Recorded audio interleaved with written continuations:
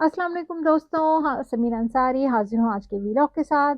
आज हम बात करेंगे मुल्क में दिए जाने वाले चंद अहम इस्तीफ़ों की।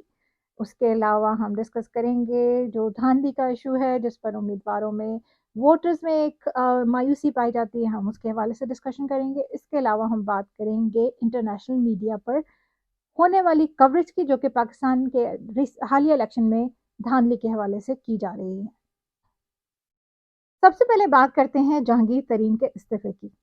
इस्तेहकाम पाकिस्तान पार्टी, जिसके लिए पीटीआई के कई कारकुनों को अगवा किया गया, तशद्दुद किया गया, उनसे जबरन इस्तीफे दिलवाए गए, उनसे जबरन पार्टी छुड़वाई गई। उसके बाद उन्हें इस्तेहकाम पाकिस्तान पार्टी का रुकन बनाया गया और उस पार्टी का अंजाम क्या हुआ वो आपके सामने है।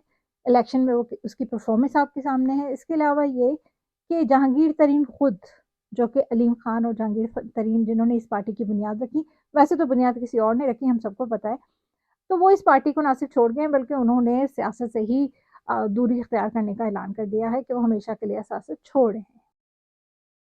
उसूलन उनका सियासत को छोड़ना बनता भी था। जो सलूक उन्होंने इफ़्फ़त सुमरों के साथ अपने हलके में किया वो सबके सामने है। इलेक्शन से सिर्फ 2 दिन कबल उनसे दस्तबरदारी का ऐलान करवाया गया और उसकी वजह ये थी कि उनको ना सिर्फ अगवा किया गया था बल्कि उनके भाई को भी अगवा किया गया, उनके भाई पे तशद्दुद किया गया, उनसे ज़बरदस्ती ये बयान दिलवाया गया। नतीजा ये निकला कि सिर्फ 36 घंटे पहले पीटीआई को एक नया उम्मीदवार नामज़द करना पड़ा, जिसके बारे में हल्के के ज़्यादातर लोगों को इल्म नहीं हो सका, ना उनके इंतखाबी निशान का, ना उनके नाम का। और यही वजह थी कि मेन वजह यही रही कि पीटीआई वो सीट हार गई और उस वहाँ से सिद्दीक बलोच जो नून लीग के थे वो कामयाब करार पाए। लेकिन एक चीज़ वाज़ेह करना चाहूँगी कि सिद्दीक बलूच जो इस हलके में है, उनका अपना एक वोट बैंक है और इस वोट बैंक का बेसिकली नून लीग से कुछ ज़्यादा लेना-देना है नहीं। इसी तरह उनके जो साहबज़ादे हैं, वो भी पीपी की एक सीट से कामयाब करार पाए। लोधरा के कुछ डायनामिक्स और डेटा मैं आपके साथ शेयर करूँ तो एनए 154 से लोधरा में पीटीआई के उम्मीदवार थे राना फराज अहमद नून, वो जीते हैं और रनर अप जो थे इसमें अब्दुल रहमान कांजू रहे। और इसके साथ ही जो 4 सीटें थी जो कि पीपी की थी, उसमें 225 से पीपी 225 से विनर थी शाजिया हयात तरीन, रनर अप इसमें नून लीग थे। पीपी 227 से विनर थे मोहम्मद जुबैर खान, जो सदीक बलोच साहब के, जैसे मैंने आपको बताया, साहबजादे हैं। पीपी 226 से विनर थे कैप्टन विनर हैं कैप्टन रिटायर्ड इज्जत जावेद खान, जो कि पीटीआई के हैं। इसमें रनर अप जो थे वो नून लीग के रहे। इसी तरह पीपी 226 की अगर हम बात करें तो वहां से विनर थे रजीउल्लाह खान पीटीआई के और रनर अप थे शाह मोहम्मद नून लीग के। आप ये सारी देखें कि ये 6 सीटें जो थी उनमें से एक इफ़त उम्रों की वजह से जो कि उन्होंने दस्तबरदारी की वो हम हार गए। बाकी तमाम सीटों पे जो पीपी की 3 सीटें पीटीआई ने ली हैं और एनए की 1 सीट मुतवक्का जो ली जा सकती थी वो हम लूज़ कर गए, लेकिन दूसरी सीट पीटीआई के पास आई है। दूसरा इस्तीफ़ा था सिराजुल हक का। जमात इस्लामी ने जिस तरह की परफ़ॉर्मेंस की, उसका अखलाकी तकाज़ा यही था कि उनके as a head of the party उन्हें इस पार्टी को, इस पोज़ीशन को छोड़ देना चाहिए था। उन्होंने बेहतरीन फ़ैसला किया। अच्छी बात है, जमात इस्लामी में इस हवाले से शायद अब नए इंतखाबात हों और अच्छी लीडरशिप को आना चाहिए सामने। हाफ़िज़ नईम हैं, सेनेटर मुश्ताक हैं, इनमें से कोई आए तो शायद पार्टी को बेहतरी की तरफ लेके जाए। हाफ़िज़ नईम की एक और चीज़ जो उन्होंने आज एक इस्तीफ़ा दिया, जो कि उन्होंने बहुत ही अखलाकी जो है वो ज़िम्मेदारी as a citizen, as a good human being उन्होंने इसका मुज़ाहरा किया और उन्होंने अपनी सीट पे जो उनको जीतने की का ऐलान किया गया था, जो सीट उन्हें दी गई थी, उन्होंने कहा कि ये मेरी सीट नहीं है, इस पे जीतने वाला उम्मीदवार पीटीआई का रुकन है, उसको लोगों ने वोट दिए हैं और मुझे ये खैरात में मिली हुई सीट नहीं चाहिए। इसके साथ ही उन्होंने सीट से दस्तबरदारी का ऐलान किया, जिसको पूरे पाकिस्तान में सराहा गया। अच्छी सियासी रवायत है, काबिल तकलीद है।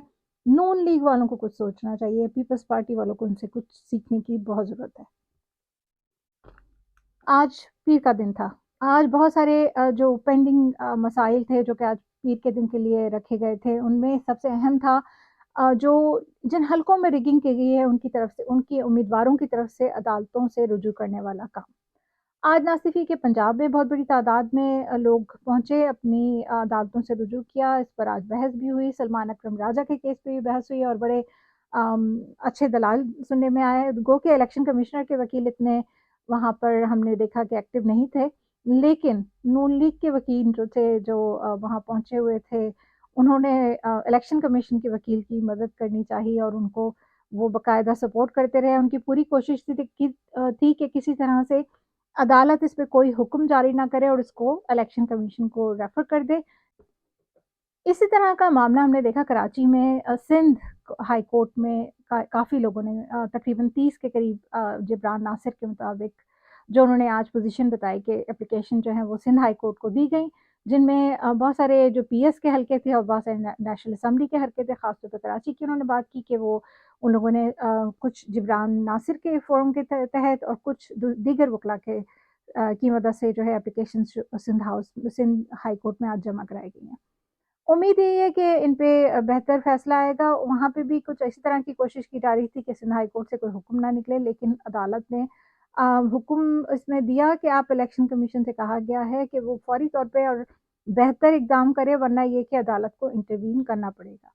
تو اس پر ہم دیکھیں گے 1-2 دن میں کہ کس طرح کے اقدامات جو ہے الیکشن کمیشن کرتا ہے. کیا ایسے اقدامات کیے جاتے ہیں جو کہ امیدواروں کے لیے قابل قبول ہیں؟ کیا ریگنگ کو بہتر طور پہ دیکھا جائے گا یا نہیں دیکھا جائے گا؟ یہ اگلے 2-4 دن میں واضح ہو جائے گا. اسی طرح ایک درخواست تھی جو کہ بشرا بی بی کی پینڈنگ تھی اسلام آباد ہائی کورٹ میں، جس میں انہوں نے استدعا کی تھی کہ انہیں جو اڈیالہ جیل منتقل کیا جائے. وہ بنی گالہ سے اڈیالہ جیل منتقل ہونا چاہ رہی تھی، جس کو اس کیس کو سماعت کے لیے فائنلی مقرر کر دیا گیا ہے. کل اس کی سماعت ہوگی، جسٹس میاں اورنگزیب اس کی سماعت کریں گے.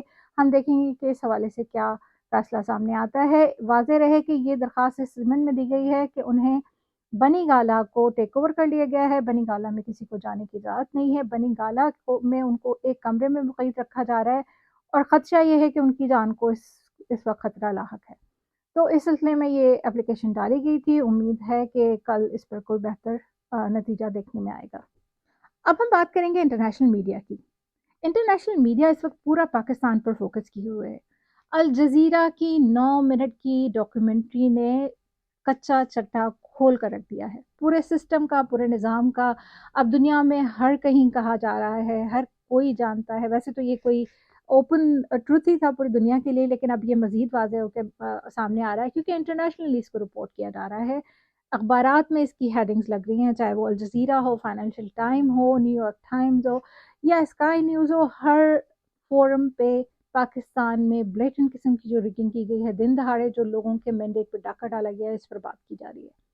اور اس طرح کے نتائج کسی کے لیے بھی قابل قبول نہیں ہے.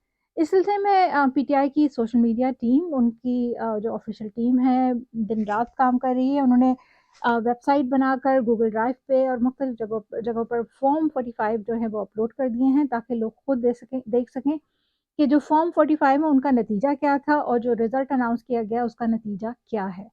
تو اب لوگ نہ صرف یہ کہ اس کو ایکسس کر سکتے ہیں، اس پہ خود جا کے دیکھ سکتے ہیں، اور انٹرنیشنل میڈیا بھی ان فارمز کو خود ملاحظہ کر سکتا ہے. تو یہ ایک بہت بڑا اقدام ہے. بہت محنت کی گئی ہے اس کام پر، اور امید ہے کہ اس کو جو ہے مزید انہینس کیا جائے گا تاکہ یہ، جیسا کہ میر صاحب نے رات کو کہا کہ یہ تھوڑا مزید یوزر فرینڈلی ہونا چاہیے. آئی ایگری ود دیٹ کہ اس کو تھوڑا سا بہتر ہونا چاہیے. لیکن آج میں نے دیکھا کہ کچھ فارم 45 کے نام سے ہی ایک ویب سائٹ بنا دی گئی ہے، اور وہ بہت اچھا اس میں جو ہے اس کا رزلٹ ہے. تو امید ہے کہ لوگ اس کو زیادہ سے زیادہ ایکسس کر سکیں گے. یہ وہ چیز ہے جو کہ ایک شہادت ہے، ایک ایویڈنس ہے بلیٹنٹ قسم کی ریگنگ کی، کھلی دھاندلی کی. پاکستان میں الیکشن میں کیا ہوا، کس طرح سے لوگوں کے مینڈیٹ کو لوٹا گیا، اور کس طرح لوگوں کی آنکھوں میں دھول جھونکی جا رہی ہے. سسٹم چلانے والوں کو سمجھ نہیں آتا کہ 70 سال گزر گئے ہیں. جو اقدام آج سے 30 سال پہلے، 40 سال پہلے لوگ قبول کر لیا کرتے تھے آسانی سے، ان کو ماننے میں قباحت نہیں ہوتی تھی کیونکہ ان کے پاس فرسٹ ہینڈ انفارمیشن نہیں ہوتی تھی، وہ آج قابل قبول نہیں ہے. ایک پوری جنریشن ہے، ایک پوری انفارمیشن ٹیکنالوجی کی ایک جو ان کا ایرا ہے، جو آپ کے سامنے ہے، جو آپ کے ہر جھوٹ کو سامنے لا کے رکھ رہا ہے، جو آپ کی ہر چال کو الٹا رہا ہے. اس کے باوجود آپ سمجھنے کو تیار نہیں ہیں. آپ کے فرسودہ قسم کے روایتی نظام میں کہ کیے گئے حربے کسی زمانے میں کامیاب ضرور ہوتے ہوں گے، اب وہ کامیاب نہیں ہیں. اب آپ کا ہر جھوٹ آپ کے سامنے آ جاتا ہے، آپ کی ہر چال الٹی ہو کر آپ پہ پڑ جاتی ہے. تو خدا را سمجھیں، جانیں اور اس چیز کو دیکھیں کہ آپ کے اقدامات میں کیا خرابی ہے. کون سی ایسی چیز ہے کہ آپ کے سارے جو پری پول ریگنگ کے حربے تھے، 18 ماہ کے ظلم اور جبر کے جو آپ کے اقدامات تھے، اس کے باوجود جو ہے لوگوں نے کھل کر اپنی رائے کا اظہار کیا اور عمران خان کو ایز اے لیڈر سامنے لا کے کھڑے کیا. پی ٹی آئی ایک قومی پارٹی کے طور پر سامنے آئی ہے. جبراً ہی صحیح آپ نے اگر ان سے یہ مینڈیٹ چھیننے کی کوشش کی تو یہ ایک ایسا اقدام ہوگا جس سے نہ صرف یہ کہ مایوسی پھیلے گی، بدلی پھیلے گی، بلکہ آپ کے خلاف جو جذبات ہیں وہ کراہت اور نفرت کی طرف چلتے جائیں گے، جو شاید آگے جا کے ایک لاوا بن کر پھوٹ پڑے. تو اس چیز سے بچیں، اس سٹیج پر پاکستانی لوگوں کو لے جانے سے بچیں. ہمیں ملک میں امن کی ضرورت ہے، ہمارے ملک کو استحکام کی ضرورت ہے. سوچیں، خدا را سوچیں. کسی شاعر نے کہا ہے کہ زندگی کھیل ہے اور کھیل میں گر چوٹ لگ جائے تو رونا کیسا، کچھ نہ پانے پہ شکایت کیسی، کچھ نہ کھویا ہو تو پانا کیسا. زندگی ایک جیت کے ساتھ چلتی رہتی ہے، نہ ہی کسی ایک ہار کے ساتھ ختم ہو جاتی ہے. زندگی مسلسل ہار اور جیت کا جاری رہنے والا کھیل ہے. بہتری اسی میں ہوتی ہے کہ اگر آپ ہار جائیں تو اپنے ساتھ امید اور حوصلے کو لے کر چلیں جو آپ کو اگلے چیلنج کے لیے تیار کر سکے، اور کسی ایک ہار کے سامنے گھٹنے نہ ٹیکیں. امید پہ قائم رہیں، ڈٹے رہیں، حوصلہ نہ ہاریں، اور اس بات کا یقین رکھیں کہ جلد یا بدیر یہ سسٹم آپ کے سامنے گھٹنے ٹیکنے والا ہے. اس کے ساتھ ہی راہ چاہوں گی اگلے ویلاگ تک. اللہ حافظ.